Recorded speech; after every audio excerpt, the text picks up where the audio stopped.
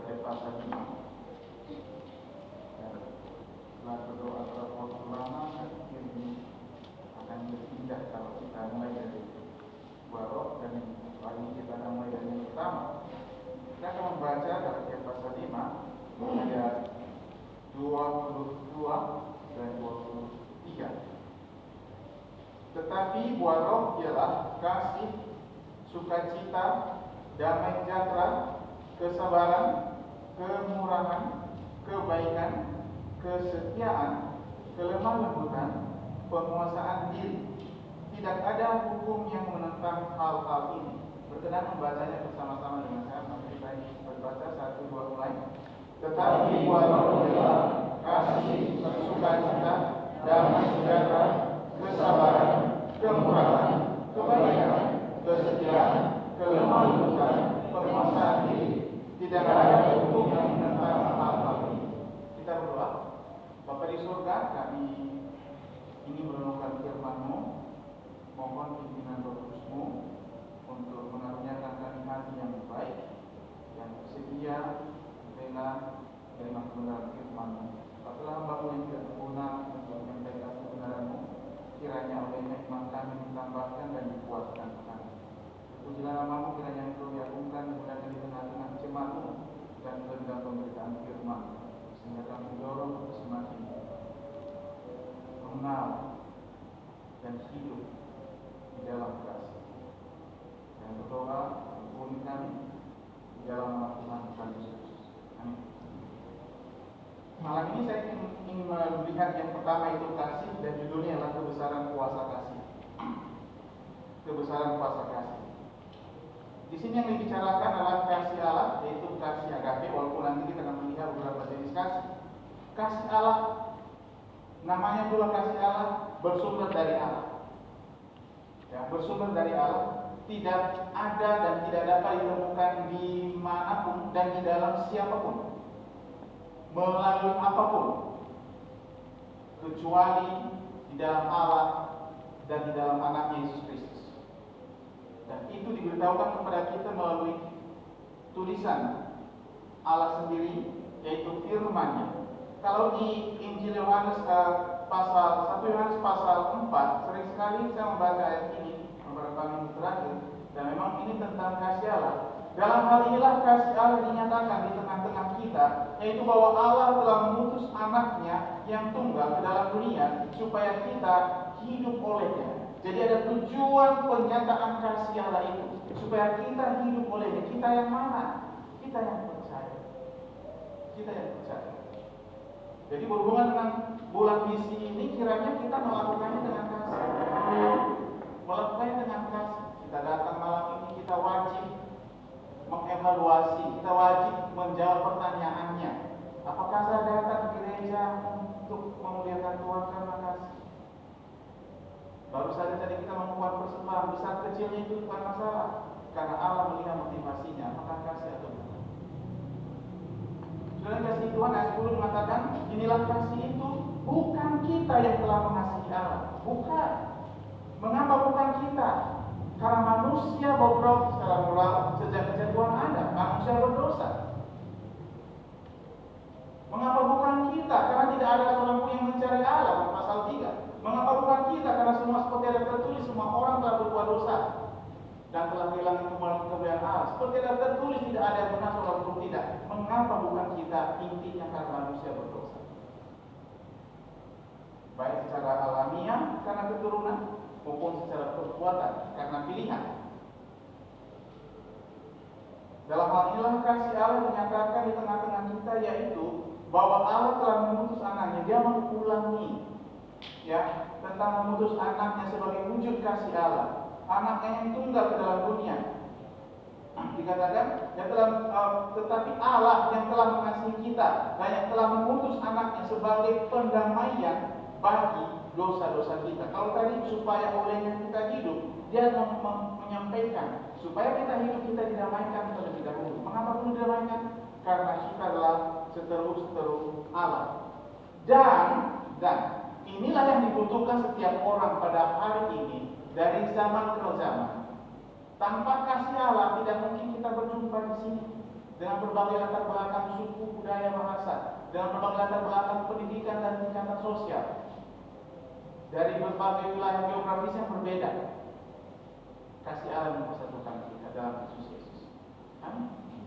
Buah roh adalah kasih. Karena itu adalah dari Allah, itulah buah roh, bukan buah apa-apa. Buah Roh Kudus. Dan yang memiliki kasih ini hanya mereka yang punya Roh Kudus. Maka sebenarnya kita perlu melihat diri kita. Malam ini saya ingin mengajak kita 3 poin penting saja berhubungan dengan kasih. Banyak hal yang kita bicarakan dengan tentang kasih. Bahkan nanti kita akan melihat dalam salah satu pujian kita ya, nomor 130 tentang kasih Allah. Mereka begitu indah dalam lagu itu. Tapi malam ini saya akan mengajak kita untuk melihat 3 poin penting berhubungan dengan kasih Allah, yaitu kebesaran kuasa kasih. Kasih adalah motivasi terbesar.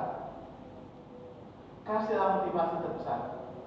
Tidak ada motivasi. Banyak sekali orang melakukan sesuatu dengan motivasi yang berbeda-beda. Kadang orang bekerja dengan motivasi apa? Jabatan supaya dinaikkan. Karena seiring dengan jabatannya naik, gaji pula naik, bukan? Ya. Ada juga motivasi orang supaya dipuji manusia. Tetapi Allah dalam firman-Nya berkata, karena begitu besar kasih Allah akan dunia ini, sehingga Ia telah mengaruniakan anaknya yang tunggal, supaya setiap orang yang percaya kepadanya tidak binasa. Itu motivasi Allah mengutus Yesus Kristus, yaitu kasih. Karena begitu besar kasih Allah, besar dalam kuasanya, besar dalam pengaruhnya, besar dalam kekuatannya, itulah kasih Allah. Begitu banyak kita melihat motivasi orang tadi, tetapi lihat Allah bermotivasikan kasih. Inilah motivasi yang surgawi. Motivasi yang surgawi. Mari sering sekali kita mengevaluasi diri kita. Ketika kita menyanyi, apakah kita memotivasikan kasih? Termasuk ketika bersaksi di depan melalui pujian, apakah itu motivasinya kasih? Sebab jikalau motivasinya sifatnya kedagingan, jelas tidak akan berkenan kepada Allah. Allah bermotivasikan kasih ketika Ia mengutus anaknya. Dan dalam 1 Yohanes pasal 4 ayat 7 dikatakan, saya akan mundur dari ayat ini. Saudara-saudaraku yang terkasih, marilah kita saling mengasihi, sebab kasih itu berasal dari Allah. Sebab kasih itu berasal dari Allah, sudah jelas itu. Dan setiap orang yang mengasihi lahir dari Allah dan mengenal Allah. Bukan tahu tentang Allah saja. Oh iya, sudah pernah baca. Bukan, mengenal itu tahu hubungan yang pribadi. Hubungan yang pribadi. Dan di dalam surat 2 Korintus pasal 5 ayat 14, Rasul Paulus mengatakan, sebab kasih Kristus yang menguasai kami, karena kami telah mengerti bahwa jika satu orang sudah mati untuk semua orang, maka mereka semua sudah mati. Siapa yang mati itu? Tuhan Yesus Kristus. Bagaimana yang mati? Motivasinya kasih juga. Ya, jadi dia sudah dikasih Tuhan. Asal usul kasih berasal dari Allah. Dikatakan, marilah kita saling mengasihi, bahwa kasih itu berasal dari Allah. Ingat, maka tidak ada alasan bagi kita untuk menyombongkan diri kita ketika kita mengasihi, ketika kita memberi, ketika kita melayani. Tidak ada alasan untuk membanggakan diri kita. Justru yang harus dimuliakan adalah siapa? Tuhan. Amin. Tuhan. Karena kasih itu berasal dari Dia. Itu asal usul kasih. Kasih adalah karakter Allah yang surgawi. Ya, kasih adalah karakter Allah yang surgawi. Konsentrasi kasih ialah dunia. Dunia itu maksudnya orang-orangnya. Dan kita lah orang-orangnya. Betapa kita harus bersyukur menerima kasih Allah dan membagikan kasih itu kepada orang lain melalui kesaksian kita. Saudara kasih Tuhan, bayangkan dan pikirkan, renungkan. Seandainya saya tidak menerima kasih Kristus melalui penginjilan oleh siapa saja, oleh Pak Gembala, oleh siapa aja pun, oleh orang tua, akankah kita berbangga hari tentang hidup kekal? Tidak ada. Tidak ada. Tidak ada sama sekali. Maka mari kita mengucap syukur kepada Allah, karena konsentrasi kasih Allah adalah dunia dan termasuk kita, baik yang masih tersesat maupun terpilih kita yang sudah menjadi anak-anaknya. Kita adalah konsentrasi kasih Allah. Kasih itu bukanlah emosi, tetapi tindakan. Ya, kasih itu bukan tuntutan, tapi pemberian. Itu kasih yang sejati. Seperti Roma pasal 5 ayat 8 dikatakan apa? Tetapi Allah apa? Menunjukkan kasih-Nya kepada kita oleh karena Kristus telah mati untuk kita ketika kita masih berdosa. Allah menunjukkan kasih-Nya kepada kita. Jadi Allah menunjukkan itu tindakan itu. Tindakan itu. Mari kita renungkan sekarang, bagaimana saya menunjukkan kasih saya kepada Tuhan.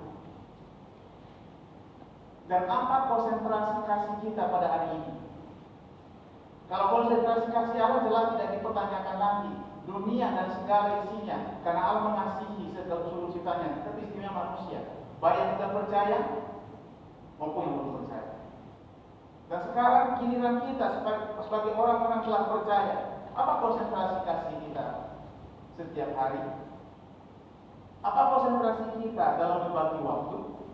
Apa konsentrasi kasih kita dalam hal penggunaan keuangan? Apa konsentrasi kasih kita dalam hal menggunakan talenta yang telah Tuhan karuniakan kepada kita? Kiranya itu menjadi bahan renungan buat kita. Allah menghendaki supaya tujuan kasih kita adalah Dia dan orang-orang yang olehnya Kristus mati, yaitu dunia ini. Dunia ini. Kasih itu juga mempertajam sesama dan bukan membuat tumpul.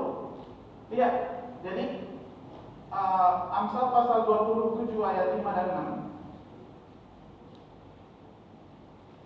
6. Amsal 27 ayat 5 dan 6. Lebih baik teguran yang nyata-nyata daripada kasih yang tersembunyi. Wah, kasih yang tersembunyi seperti apa? Membiarkan orang. Tapi kita katakan aku mengasihi engkau, tapi membiarkannya dalam dosanya. Mari kita renungkan, adakah teman kita yang sering WA-an, sering berbincang-bincang di grup, sering berjumpa, dalam hati, dalam pikiran kita katakan I love you, aku mengasihimu, tapi kita tidak pernah sedikit pun memberitakan tentang Injil kepada orang. Sementara kita tahu bahwa orang itu belum selamat.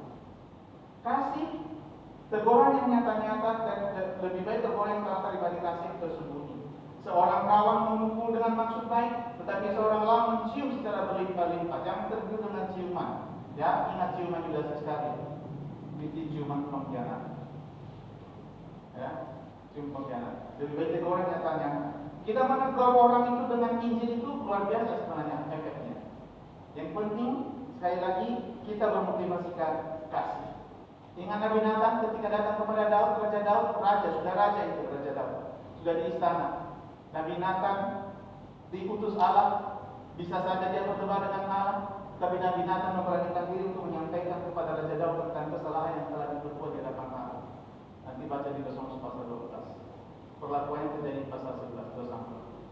Nabi Nathan berani karena kasihnya kepada hamba Tuhan, kepada rajanya yaitu Raja Daud. Dan yang saya ingat secara ini beda, salah satu perbedaan antara Raja Saul dengan Raja Daud ialah Raja Daud setiap kali diingatkan oleh Nabi, dia tidak pernah berdebat.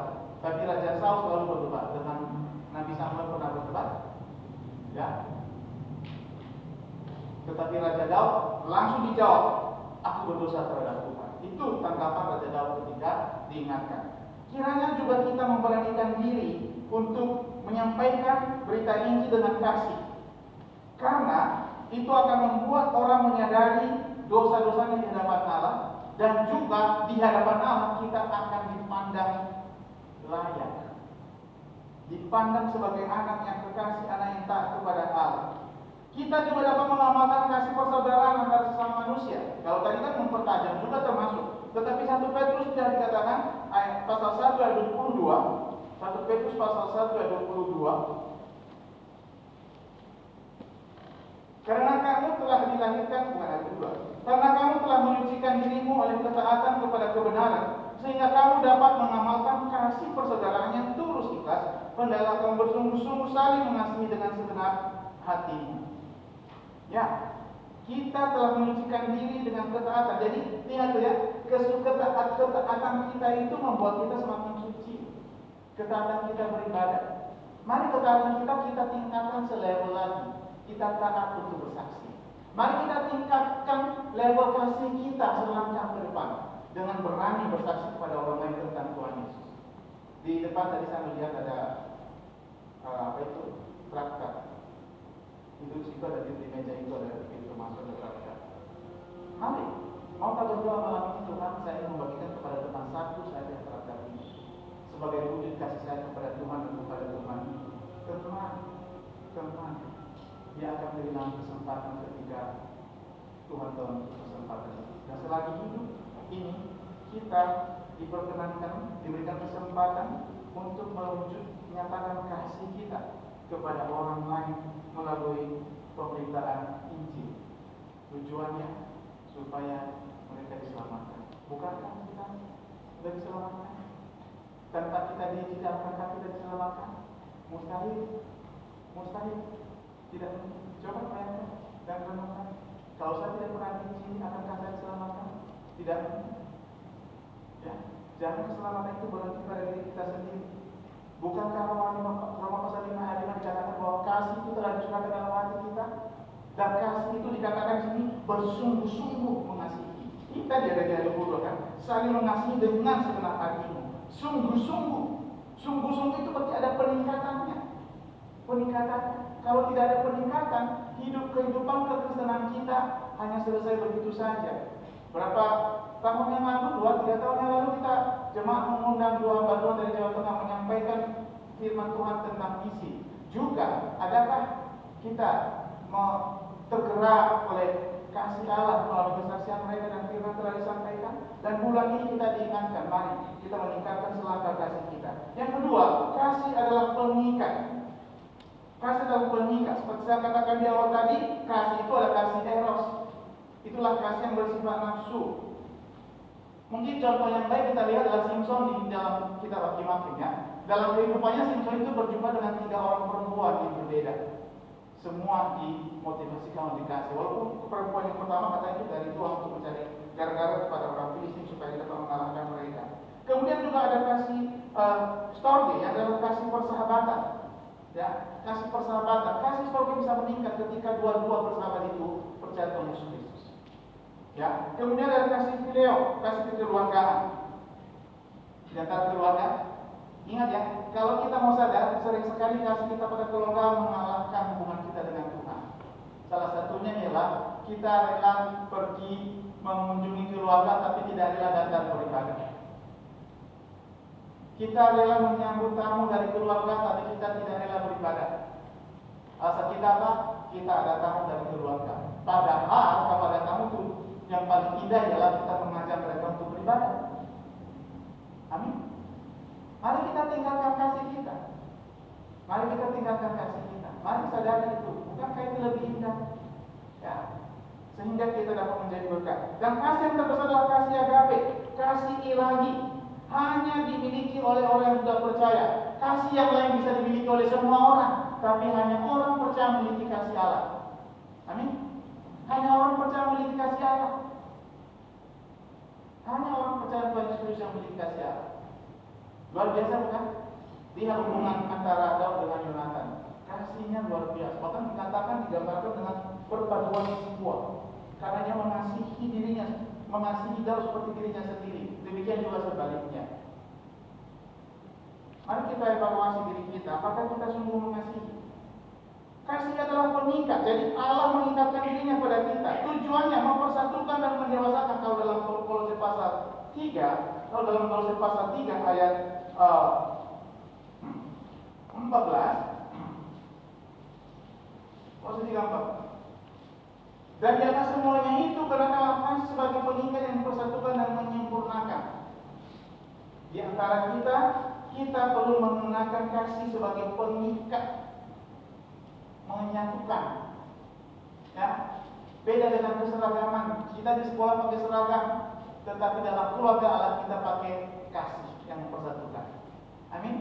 Mempersatukan. Kalau kita penginjilan itu berarti kita mengajak orang untuk masuk dalam keluarga Allah. Melalui penginjilan, melalui kekompakan kita antara satu anggota dengan yang lain, menunjukkan kesatuan kita. Karena Tuhan Yesus sendiri berkata, demikianlah dunia akan mengenal kamu dalam beribu-ribu jika kamu saling mengasihi. Dan ketika kasih itu kita melangkahkan lebih jauh lagi, kita dapat mengasihi orang lain juga yang belum selamat. Bahkan dengan tegas Tuhan Yesus mengatakan dalam khotbahnya di atas bukit bahwa kita perlu mengasihi musuh. Tujuannya apa? Supaya mereka dimenangkan bagi Kristus. Saudara dikasihi Tuhan, kasih Allah mempersatukan kita dan mendewasakan juga. Mendewasakan juga. Ya, mendewasakan juga. Mendewasakan itu tidak mudah tersinggung. Kemudian itu dapat dinyatakan melalui saling memberi hormat, seperti yang dinyatakan Rasul Paulus dalam Roma pasal 12 ayat yang ke-10. Roma 12 ayat 10. Hendaklah kamu saling mengasihi sebagai saudara dan saling mendahului dalam memberi hormat. Namanya saling itu berarti masing-masing pribadi itu ada dorongan kasih dalam dirinya untuk saling memberi hormat, untuk saling mengutamakan. Ini maknanya mirip dengan Filipi pasal 2 ayat 1 sampai 4. Ya, di sana dia menggunakan istilah jangan satu orang hanya memikirkan keinginan sendiri, tetapi juga mengutamakan orang lain. Nah, kalau di sini mengutamakan saling memberi hormat, itulah praktik nyatanya kalau kita mewujudkan kasih kita kepada satu dengan yang lain, saling mendorong dalam hal kerohanian kita. 1 Tesalonika pasal 4 ayat 9 1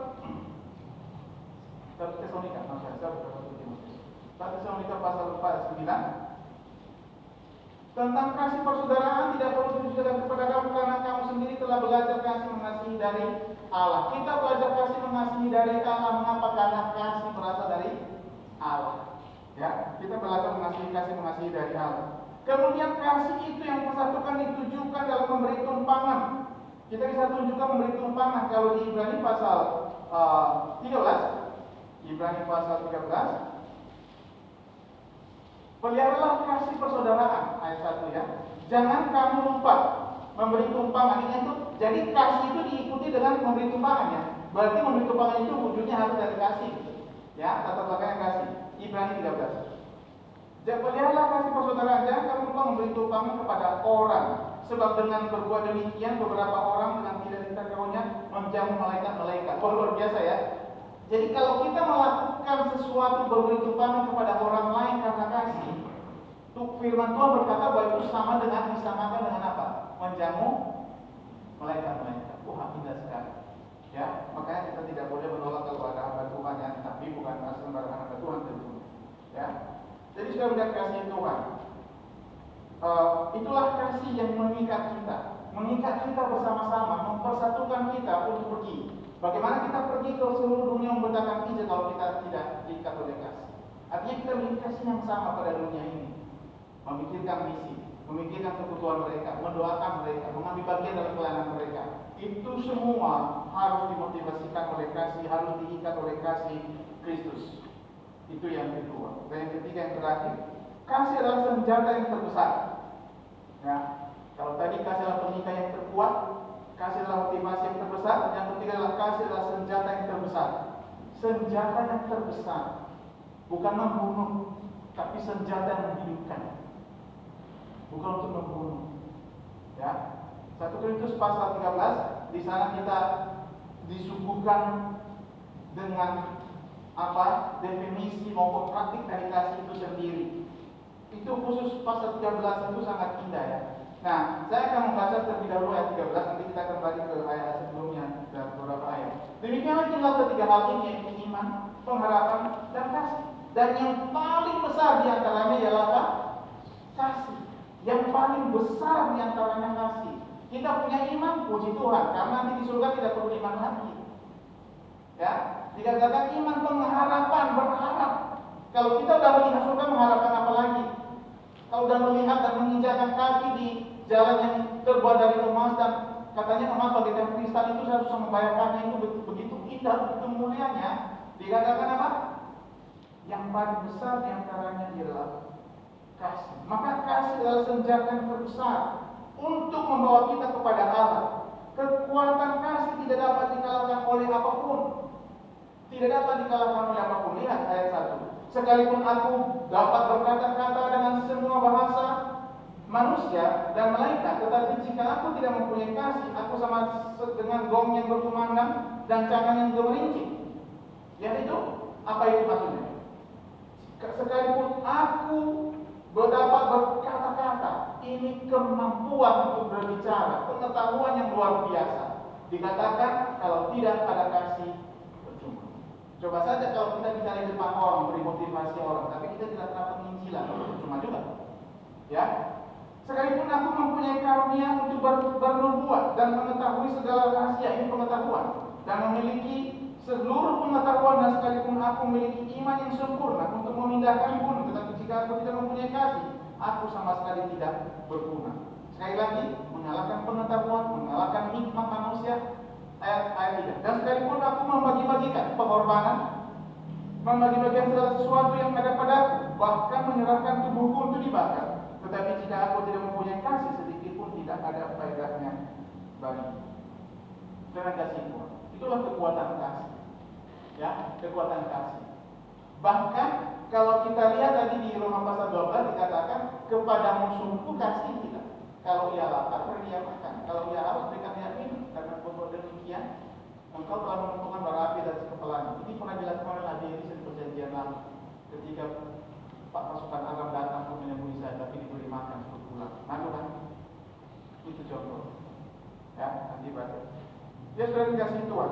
Kasih adalah senjata yang terbesar dalam jangkauannya. Kalau tadi terbesar dalam kekuatannya, ini terbesar dalam jangkauannya. Ya. Matius pasal 5 ayat 44. Mari kita baca bersama-sama. Siapa tahu di antara kita ada yang memusuhi kita, mari kita baca. Dunia memang gampang memusuhi. Ayat 44 kita baca. Injil Matius pasal 5, 1-2 mulai. Tetapi aku berkata kepadamu, kasihilah musuhmu dan berdoalah bagi mereka yang menginginkan. Amin. Mengasihi mereka dan berdoa bagi mereka supaya Tuhan menyelamatkan mereka melalui kita tentunya. Ya, bukan menyelamatkan tiba-tiba, melalui kita. Ingat, Tuhan punya agen, yaitu jemaatnya. Agen tunggal Allah dalam penginjilan dunia adalah jemaat. Sesuai dengan amanat agung dalam keempat Injil, ditambah dengan Kisah Para Rasul 1 ayat 8. Dan di dalam jemaat ada pribadi-pribadi, anak-anak Allah, anggota jemaat yang adalah alat sebagai pemberitaan Injil tersebut.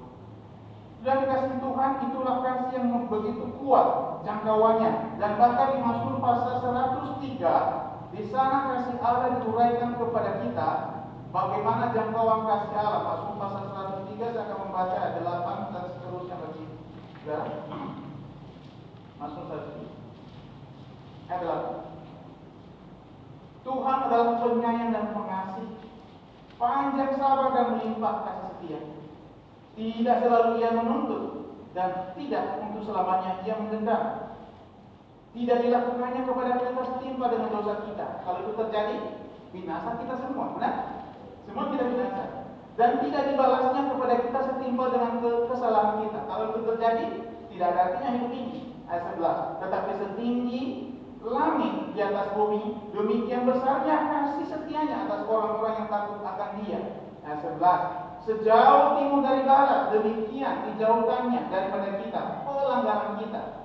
Seperti Bapa sayang kepada anak-anaknya, demikian Tuhan sayang kepada orang-orang yang takut akan Dia. Luar biasa bukan kasih Allah?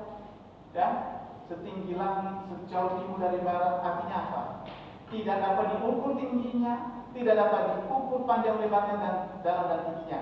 Itulah seperti yang dituliskan oleh Rasul Paulus dalam Efesus pasal 3, ya, ayat 18 sampai ayat 20, yang menguraikan di sana. Kita didoakan supaya kita memahami kasih itu. Kasih adalah senjata yang terbesar dalam ketahanannya. Tadi 1 Korintus pasal 13 ayat 13 tadi. Ketahanannya itu sampai ke surga, ya, sampai selama-lamanya. Dalam kitab Yeremia Allah berkata, aku mengasihi engkau dengan kasih yang kekal. Luar biasa kan? Raja-raja telah pergi, telah mati, telah meninggal. Semua terma-terma yang hebat di zaman lalu telah pergi. Semua kemegahan mereka, semua kepahlawanan mereka, semua pencapaian mereka, termasuk Raja Salomo yang sangat terkenal dalam hikmahnya itu, semua telah selesai. Tapi kasih Allah tetap. Kasih Allah tetap. Kasih Allah tetap. Sudah dikasih Tuhan. Kasih Allah sungguh luar biasa. Bagaimana dengan kasih kita kepada Allah? Bagaimana dengan kasih kita kepada Allah? Kalau di dalam Matius pasal 25 22. Matius pasal 22. Mari kita membacanya. Kita akan menutupnya sebentar lagi. Ini mungkin ayat terakhir bagi kita. Matius pasal 22 ayat 34 sampai 40. Kita baca bersama-sama. Kalau sudah menemukan, mari berkenan membacanya. 1, 2, 3. Ketika orang-orang Farisi mendengar bahwa Yesus telah membuat orang Saduki dibungkam, berkumpullah mereka. Dan seorang dari mereka, seorang ahli Taurat, bertanya untuk mencobai dia, "Guru, hukum manakah yang terutama dalam hukum Taurat?" Jawab Yesus kepadanya, "Kasihilah Tuhan Allahmu dengan segenap hatimu, dan dengan segenap jiwamu, dan dengan segenap akal budimu. Itulah hukum yang terutama dan yang pertama. Dan hukum yang kedua yang sama dengan itu ialah, kasihilah sesama manusia seperti dirimu sendiri. Pada kedua hukum inilah tergantung seluruh hukum Taurat dan kitab Al-Quran." Dalam Injil Lukas ditambahkan segenap kekuatan. Kekuatan apa? Kekuatan finansial, kekuatan apa? Kekuatan fisik kita, kekuatan pikiran kita, dan macam-macam. Apakah kita mengasihi Tuhan seperti itu? Apakah kita mengasihi saudara? Kata mengasihi sesama manusia seperti diriku sendiri. Mari saudara, Roh Kudus berbuahkan kasih. Kalau kita punya Roh Kudus, produknya adalah apa? Kasih. Maka mari kita mulai dengan mendoakan keberhasilan misi kita berdasarkan pada kasih. Mengambil bagian pendanaan dan juga daya kita, keberanian kita. Dan saya katakan ada traktat Injil yang boleh kita bagikan. Itu salah satu cara keterlibatan kita secara langsung untuk menunjukkan kasih kita kepada Allah dan kepada jiwa-jiwa yang masih tersesat. Maukah? Pertanyaannya bukan mampu atau tidak mampu, bukan, tapi rela atau tidak rela, bersedia atau tidak bersedia. Saya ingin membacakan beberapa kata dari lagu tadi. Setelah itu kita akan berdoa bahwa kita perlu diingatkan betapa besarnya kasih Allah kepada kita. Nomor 130, kasih Allah amat besar dan tak dapat dilukiskan. Kasih Allah luar biasa, tidak dapat dilukiskan. Walau tinggi tak tergambar, yang terendah diselamatkan, yang terendah, yang tertinggi pun diselamatkan. Untuk yang salah tanpa asal, Allah utus putranya. Luar biasa kasih Allah. Kemudian saat waktu sudah lalu, kerajaan dunia sirna, manusia sudah berseru, yang tadinya tidak mau doa, kasih Allah tetap ada, kuat tak terperi. Bahkan dikatakan di bait ketiga, walau laut dijadikan tinta, langit pun jadi lembaran, tiap batang jadi pena, tiap manusia adalah sastrawannya, takkan cukup untuk menggambarkan kasih Allah yang besar. Kalau itu sudah kita terima, maukah kita membagikannya kepada orang lain? Mulailah dengan mendoakan seseorang. Maukah kita, Tuhan, saya mendoakan si A, si Anu, dan si B, dan siapa saja. Wujud kasih kita. Karena dengan demikian kita akan melihat, tahun ini saya diberikan kesempatan oleh Tuhan untuk berkata itu bersaksi. Jika tidak mampu berkata-kata, setidaknya melalui tulisan kita bisa membagikannya kepada orang lain. Karena buah roh adalah apa? Kasih. Kita berdoa. Tuhan, terima kasih malam ini atas anugerah-Mu. Engkau mengasihi kami dengan kasih yang besar, dan kasih-Mu dalam tindakan luar biasa. Tuhan Yesus Kristus telah mati bagi kami, mengorbankan diri, darah yang tercurah di kayu salib bagi dosa-dosa kami. Tuhan, kiranya kasih itu yang telah Engkau curahkan dalam hati kami menjadi bertumbuh dan berbuah dengan keberanian kami dan pertumbuhan rohani kami dalam hal mengasihi jiwa-jiwa masih tersesat untuk menyelamatkan mereka, Tuhan. Engkau yang menyelamatkan mereka, bukan kami, tapi Engkau telah memilih kami dan jemaat-Mu sebagai agen-Mu, sebagai alat-Mu untuk memberitakannya, Tuhan. Pakailah hidup kami kiranya kami masing-masing adalah ramai malam ini mau berdoa, mendoakan seseorang, siapapun yang kiranya dapat menjadi objek penginjilan kami, pemberitaan Injil kepada mereka, Tuhan. Kami mohon kepada Engkau karuniakan kami hati yang rela, hati yang bersedia, hati yang sungguh-sungguh dikuasai oleh Roh Kudus. Karena Roh Kudus berbuahkan kasih, Tuhan. Karuniakan kami itu, karena kasih Tuhan Yesus Kristus kami ada di sini. Karena kasih Tuhan Yesus Kristus kami dapat berdoa. Karena kasih-Mu kami dapat menyanyi pujian bagi Engkau, Tuhan. Kami juga kiranya rindu orang-orang lain yang kami kenal dapat bersama-sama dengan kami, karena itu akan mengubah destinasi kekekalannya dari kepada kebinasaan menuju pada kehidupan yang kekal di dalam surga bersama Engkau. Terima kasih Tuhan, kuduskanlah firman dalam hati kami masing-masing, dan setiap yang tidak berkenan mohon ampuni, dan berkatilah kami masing-masing ada pada malam ini Tuhan. Terpujilah nama-Mu, kami berdoa, ampuni kami dalam nama Tuhan kami Yesus Kristus. Amin.